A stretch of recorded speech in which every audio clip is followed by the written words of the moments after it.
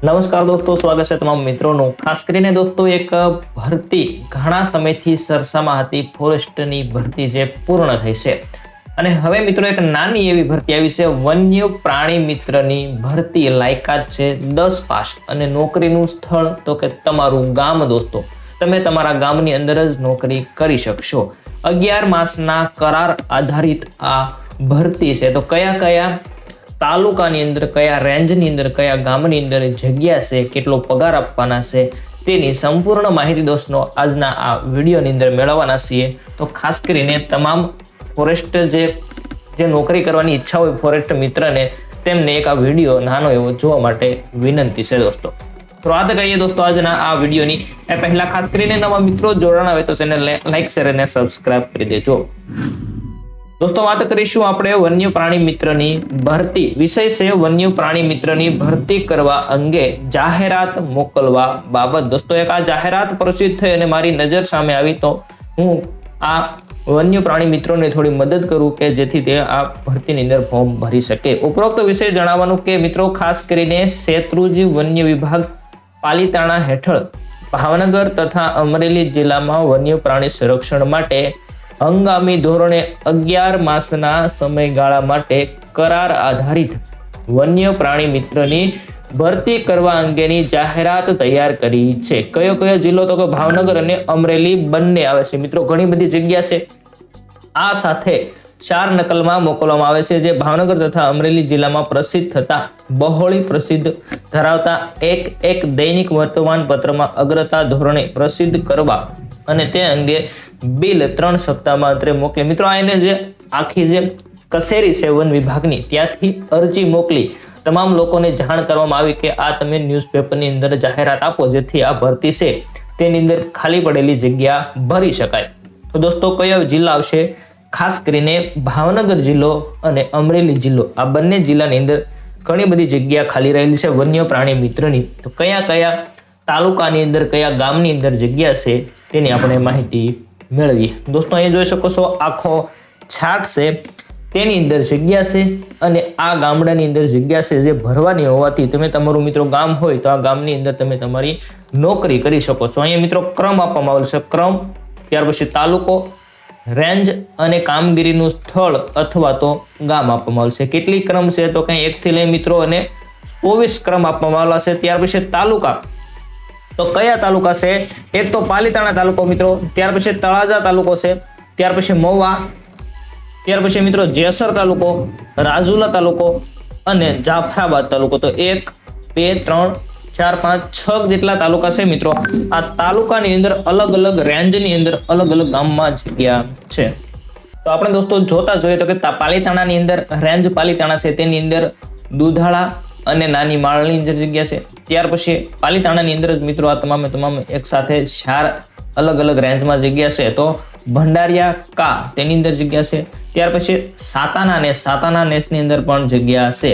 ત્યાર પછી નાની રાજસ્થાળી, ભૂતિયા, લાખાવાડ અને નાની પાણીયાળી, આ આટલી જગ્યા મિત્રો ક્યાં છે તો કે પાલીતાણાની અંદર અલગ અલગ રેન્જની અંદર જગ્યા છે। ત્યાર પછી દોસ્તો વાત કરીએ તળાજા તાલુકો। તળાજા તાલુકાની અંદર મિત્રો કયા ગામડા? રેન્જ તળાજા છે પરંતુ ગામડાની વાત કરીએ તો પ્રતાપરા છે, ત્યાર પછી વાલર, વેજોદરી અને તલ્લી। મિત્રો તલ્લી, વાલર તમે ઓળખો છો, તલ્લી, વાળો પ્રતાપરાનો જે જંગલ જેવો વિસ્તાર છે, આ તમામ જગ્યાઓની અંદર છે તે જગ્યા છે। તો ખાસ કરીને કોણ નોકરી કરી શકે તો કે પ્રતાપરા ગામના જે કોઈ યુવાનો છે તેમને ઈચ્છા હોય નોકરી કરવાની તો આ અરજી છે તેમને તળાજા મોકલવાની રહેશે। તેની પણ મિત્રો તમને વિડીયોના અંત સુધીમાં માહિતી મળી જશે, ક્યાં મોકલવી, કયા કયા ડોક્યુમેન્ટ મોકલવા, કઈ રીતે મોકલવા, તમામ માહિતી તમને વિડીયોના અંત સુધીમાં મળી જવાની છે।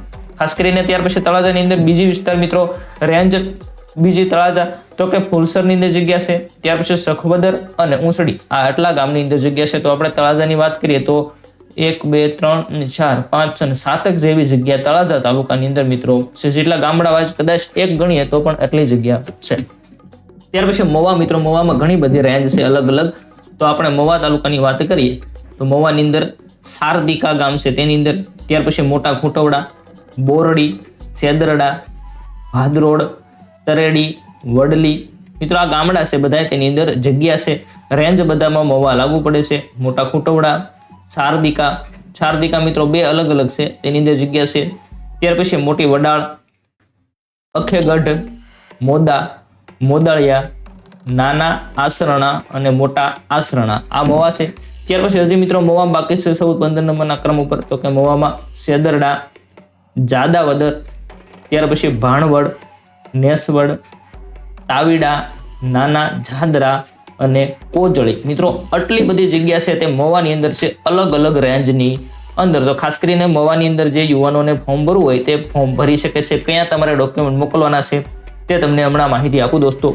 ત્યાર પછી જેસર તાલુકાની અંદર ફોર્મ ભરવા છે, તો કે જેસરની અંદર બીલા ગામ છે, સરેરા, શાંતિનગર, ઉગલવાણ. મિત્રો ગામના નામ થોડા અઘરા પડે છે, આપણે જોયા ન હોય તેવા ગામના નામ આવે છે, તો ઉગલવાણ છે. એવા અલગ અલગ જેસરની અંદર છે.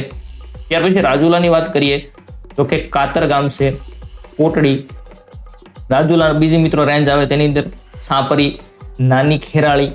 ત્યાર પછી રાજુલા મિત્રો બીજી રેન્જ ઈડોરણા અને સતડિયા. એવા અલગ અલગ ગામડાઓ છે તેની અંદર જગ્યાઓ રહેલી છે. તો આ ગામડાની અંદર જે યુવાનો રહેતા હોય તે ખાસ કરીને ફોર્મ ભરી શકે. રાજુલાની બીજી વાત કરીએ મિત્રો તો બાબરિયા ધાર છે, ખેરાળી છે, ખેરાળી મોટી મિત્રો તેની અંદર પણ જગ્યા છે. અને ખાસ કરીને અમરેલી મિત્રો જિલ્લો છે તેની અંદર જાફરાબાદ તાલુકાની વાત કરીએ તો કડિયાળી અને વઢેર. ત્યાર પછી જાફરાબાદ બીજું મિત્રો ખાલસા, કંથારિયા અને છોતરા. ત્યાર પછી બાબરકોટ. ત્યાર પછી જોઈએ તો કે લુણસાપુર અને મિતિયાળા.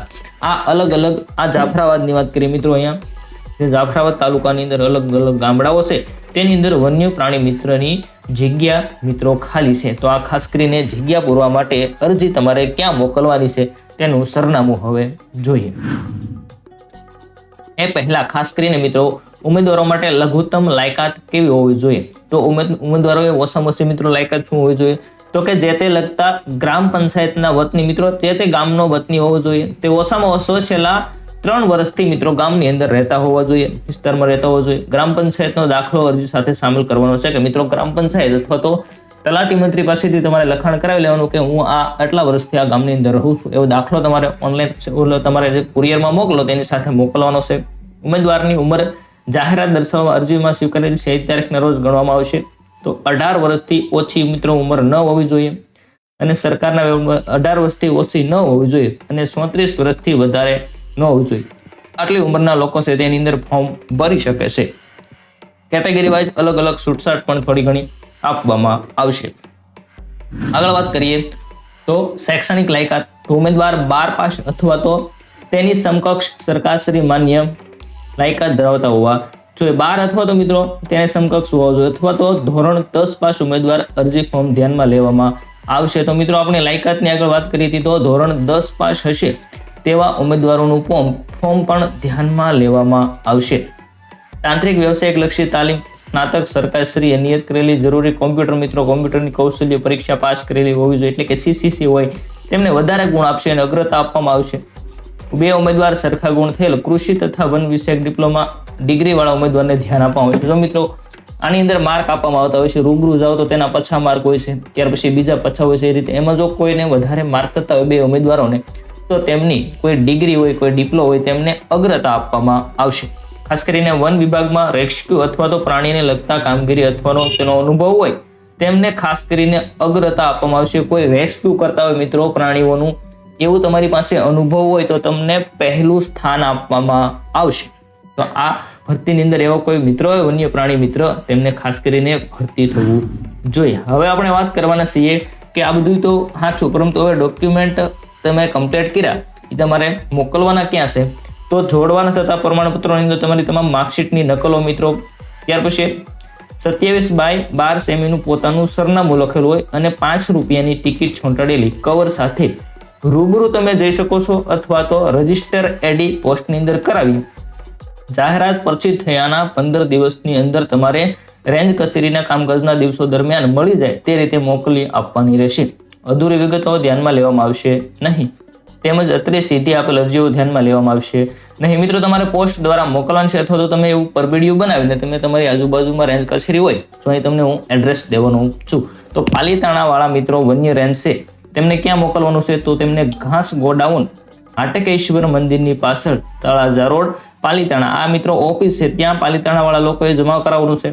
ત્યાર પછી તળાજા રેન્જ છે, તો તળાજાની અંદર જે કોઈ ફોર્મ ભરે છે મિત્રો ગામડાઓના, તેમને આપણો જે બાયપાસ હાઈવે મિત્રો નવો બીનો ત્યાં નીકળો તેની બાજુમાં તમે પસાર થતા હોય તો ત્યાં ઓફિસ આવેલી છે. રોયલ ચોકડીથી આગળ થોડી આગળ જોઈ શકો છો વન્ય આપણી ઓફિસ છે, ત્યાં તમે આ જમા કરાવી શકો છો. અથવા તો મિત્રો પાલીતાણા વાળા ક્યાં જમા કરાવે છે? અહીંયા જે હાટકેશ્વર મંદિરની પાછળ અને તળાજા વાળા બાયપાસ હાઈવે પર જમા કરાવી શકે છે. ત્યાર પછી વાત કરીએ તો કે મવાવાળા, મિત્રો મવાવાળાને ક્યાં જમા કરાવવાનું છે? તો કે તાલુકા સેવા સદન જે મામલતદાર છે એનો નેશનલ હાઈવે નંબર 51 વડલી અને મહુવા, ત્યાં મિત્રો તમારી ઓફિસ આવેલી છે, ત્યાં જમા કરાવી શકો છો મવાવાળા.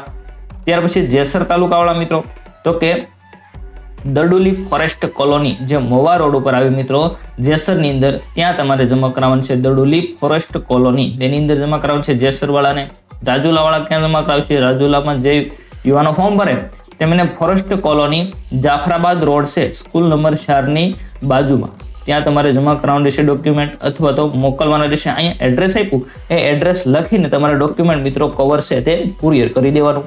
જાફરાબાદ વાળા લોકો, તો જાફરાબાદ વાળા બાબરકોટ રોપ ઉછેર કેન્દ્ર તપોવન ટેકરીની બાજુમાં, મિત્રો આવું આટલું એડ્રેસની અંદર લખીને મોકલી આપશો તમે.